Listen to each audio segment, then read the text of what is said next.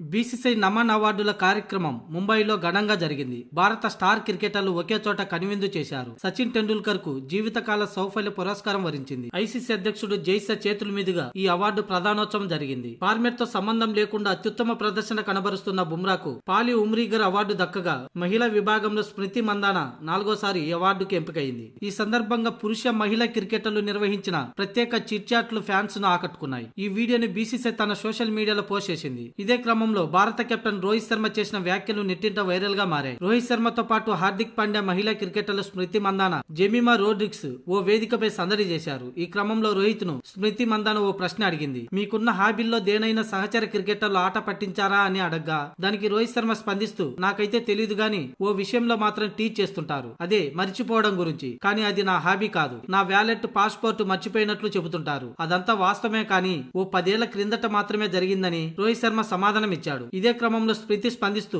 మీరు ఇప్పటి వరకు ఏదైనా పెద్ద విషయాన్ని మర్చిపోయారా అని ప్రశ్నించింది. దానికి రోహిత్ శర్మ సమాధానమిస్తూ నేను ఆ విషయం చెప్పలేను. ఒకవేళ ఈ ప్రోగ్రాం లైవ్ లో చూస్తే మా ఆవిడ కూడా చూస్తుంది కాబట్టి నేను చెప్పను, దానిని నాతోనే ఉంచుకుంటా అని నవ్వుతూ వ్యాఖ్యానించాడు రోహిత్ శర్మ. అయితే రోహిత్ శర్మ దాచిపెట్టిన ఆ విషయం ఏంటనే దానిపై చర్చ మొదలైంది. ఓ హోటల్ గదిలో రోహిత్ శర్మ తన వెడ్డింగ్ రింగ్ ను మర్చిపోయిన ఘటనను ఫ్యాన్స్ గుర్తు చేశారు. 2015లో రితికతో రోహిత్ శర్మ వివాహమైన సంగతి తెలిసిందే. ఇకపోతే ఈ అవార్డుల కార్యక్రమంలో రోహిత్ శర్మ మాట్లాడుతూ భారత క్రికెట్ కు సేవలందించిన గొప్ప ఆటగాళ్లను కలవడం ఆనందంగా ఉంది. మన ఆలోచనలు పంచుకోవడం బాగుంది. అద్భుతమైన ప్రదర్శన చేసిన ప్రతి ఒక్కరికి రివార్డు దక్కుతుంది. గతంలో హైదరాబాద్ లో ఇలాంటి కార్యక్రమం నిర్వహించినట్లు గుర్తు. ఇప్పుడు ముంబైలో నిర్వహించడం అభినందనీయమని రోహిత్ శర్మ వెల్లడించాడు.